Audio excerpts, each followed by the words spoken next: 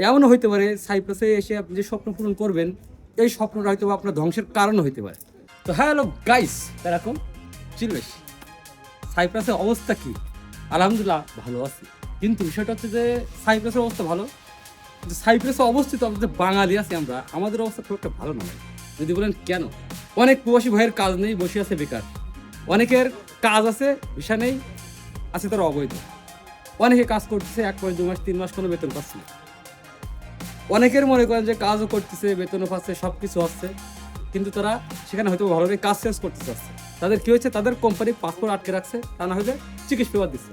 অনেকে সব কিছু ম্যানেজ করছে, ম্যানেজ করার পরে যখন কাজ শেষ করতে যাচ্ছে তখন কি হচ্ছে, বাঙালি বিভিন্ন প্রতারক দালাল চক্র যারা আছে এদের দ্বারা প্রতারিত হচ্ছে। তো ভাই, সাইপ্রাস অনেকের স্বপ্ন বা অনেকে বলেন সাইপ্রাস স্বপ্নের দেশ, আমার কাছে এটা মনে হয় না। তো সাইপ্রাসে নিয়ে ভাবার আগে, সিদ্ধান্ত নেওয়ার আগে একটু ভাই চিন্তা ভাবনা করেন, কারণ এমনও হইতে পারে সাইপ্রাসে এসে আপনি যে স্বপ্ন পূরণ করবেন এই স্বপ্নটা হয়তো আপনার ধ্বংসের কারণ হইতে পারে। যাই হোক, সব কিছু মিলাই সাইপ্রাসের অবস্থা ভালো, কিন্তু আমাদের বাঙালিদের অবস্থা। যাই হোক, আল্লাহ হাফেজ, বাই।